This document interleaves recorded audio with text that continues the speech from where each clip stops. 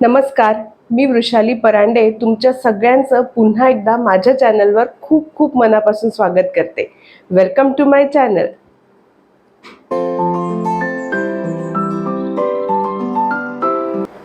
आपल्या घरामध्ये आपली जी बेडरूम असते तिथे आपण आपल्या बॉडीला आणि आपल्या शरीराला आराम आणि निवांतपणा देतो.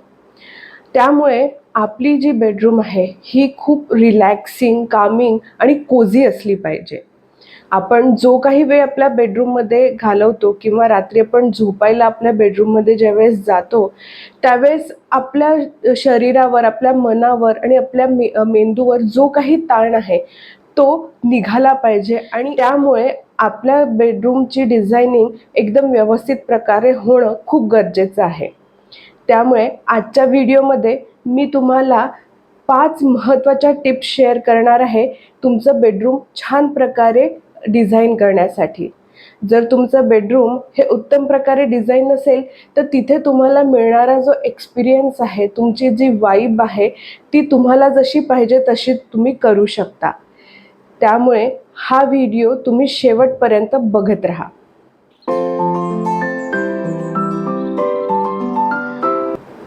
टिप नंबर 1, तुमच्या बेडरूमसाठी करेक्ट लेआउट चूज करणं.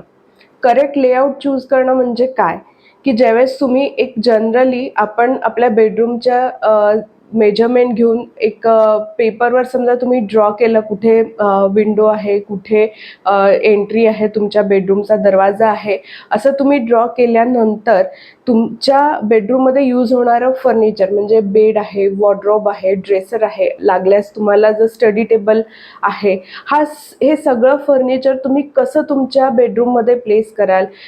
बेड जर समजा आपण विचार केला तर बेडची जी पोझिशन आहे ती म्हणजे आपलं दक्षिणेकडे पाय गेलेला नको, म्हणजे उत्तर पूर्व पश्चिम असं त्याचं पोझिशनिंग येतंय का, नाही येत असेल तरी ओके. सो पण बेड प्लेस करताना लक्षात ठेवायची एक गोष्ट अशी आहे की तुमच्या बेडच्या दोन्ही साईडला एक सर्क्युलेशन स्पेस ठेवणं खूप गरजेचं आहे. म्हणजे जनरली आपल्या इथे आपण बघितलं आहे की आपण आपला जो बेड आहे तो अगदी भिंतीला सरकवून एक साईड पूर्ण त्याची पॅक करतो. ते ॲक्च्युली खूप चुकीचं आहे, कारण की जो व्यक्ती त्या बेडच्या दुसऱ्या साईडला जिथे भिंतीला चिटकून आहे त्याला म्हणजे उतरायला हे करायला रात्रीच्या वेळेस खूप त्रासदायक असू शकतं. त्यामुळे बेडच्या दोन्ही साईडला एक प्रॉपर सर्क्युलेशन स्पेस सोडणं खूप गरजेचं आहे. दुसरी गोष्ट म्हणजे तुमच्या वॉर्डरोबचं प्लेसमेंट तुम्ही कसं कराल. एक छोटा सिटिंग जर तुम्हाला बेड व्यतिरिक्त देता आलं तुमच्या बेडरूममध्ये, तुमची जर बेडरूममध्ये जागा असेल तर त्याचाही तुम्ही नक्की विचार केला पाहिजे.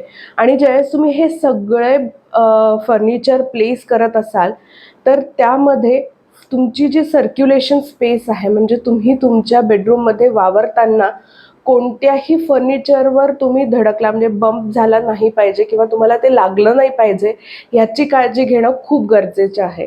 त्यामुळे ज्यावेळेस तुम्ही तुमच्या बेडरूमचं लेआउट फायनल करता आहेत तर तुम्ही अशा प्रकारे तुमचं फर्निचर प्लेस करा की जिथे तुम्हाला प्रॉपर सर्क्युलेशन स्पेस मिळेल, प्लस तुमच्या सगळ्या गरजासुद्धा पूर्ण होतील. सो दॅट तुमचं बेड हे सुंदर तर राहील पण फंक्शनल राहणं खूप महत्त्वाचं आहे.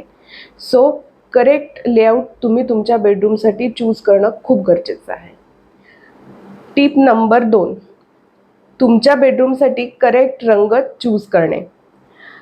आपली बेडरूम ही रिलॅक्सेशनसाठी असते, त्यामुळे आपल्या बेडरूममध्ये आपल्या मनाला आणि आपल्या शरीराला डिस्टर्ब करणारी अशी कोणतेही रंग आपण आपल्या रूममध्ये वापरले नाही पाहिजे.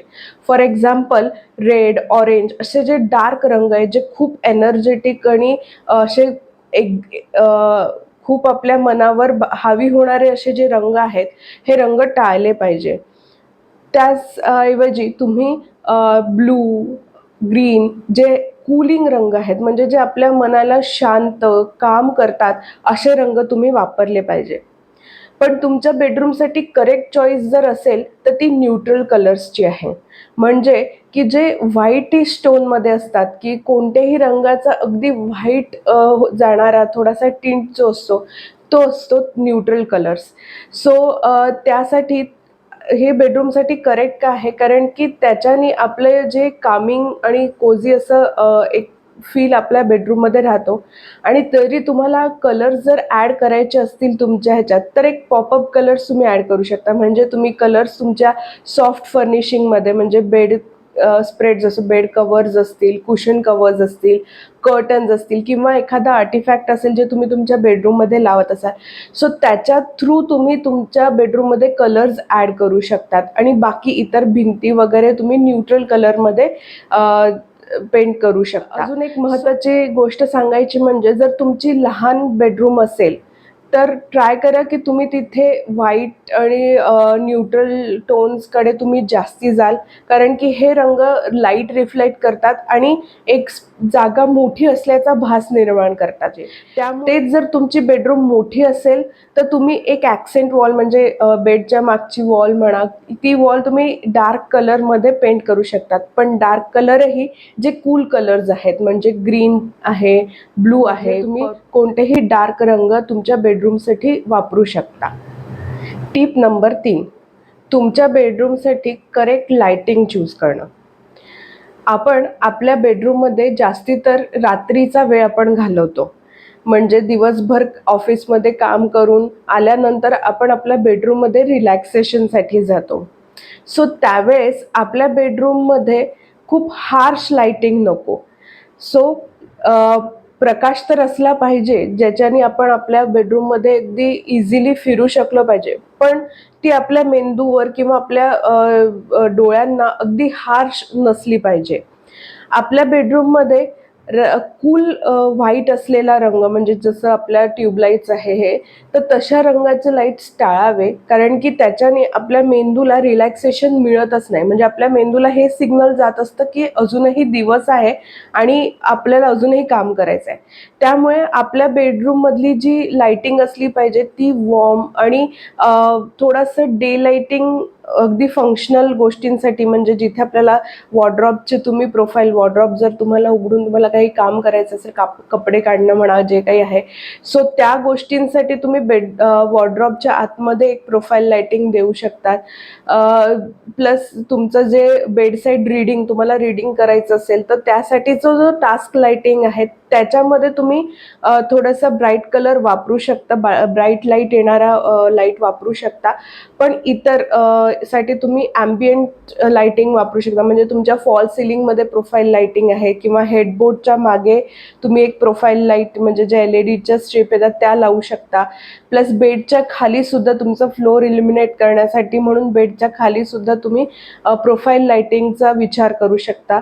प्लस बेडसाईड लॅम्प्स ते खूप महत्त्वाचे आहे, सो दॅट की तुमचं बेडरूम तर इल्युमिनेट राहते, पण एकदम हार्श लाईटसुद्धा तुमच्या रूममध्ये राहत नाही. त्यामुळे ॲम्बियंट लाइटिंगचा तुम्ही विचार करू शकता.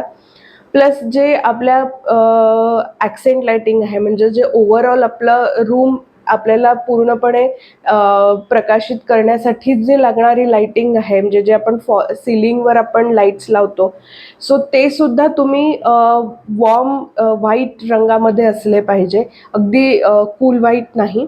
सो त्याच्यामध्ये सुद्धा एक लक्षात ठेवण्याचा पॉईंट असा की तुमच्या बेड जिथे तुमचं डोकं राहतं त्याच्या एक्झॅक्ट वर लाईट नसावा.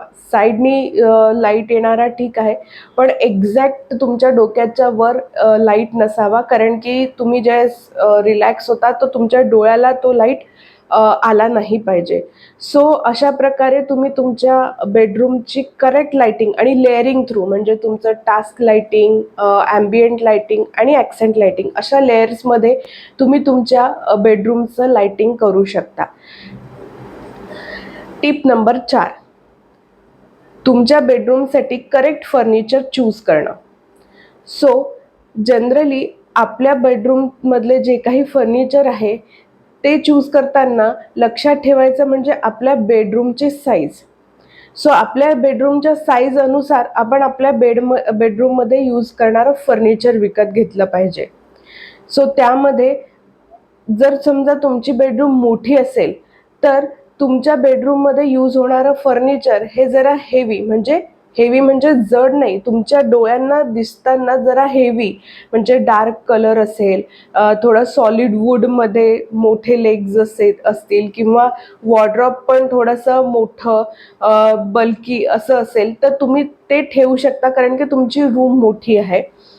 पण त्याचबरोबर जर तुमचं बेडरूम हे छोटं असेल, सो त्यावेळेस तुमचं जे फर्निचर आहे, जे कोणतं तुम्ही फर्निचर यूज करत असाल ते थोडंसं स्लीक आणि व्हिज्युअली लाईट वेट असलं पाहिजे आणि त्याचा कलरसुद्धा थोडासा लाईटर शेडमध्ये तुम्ही यूज केला पाहिजे.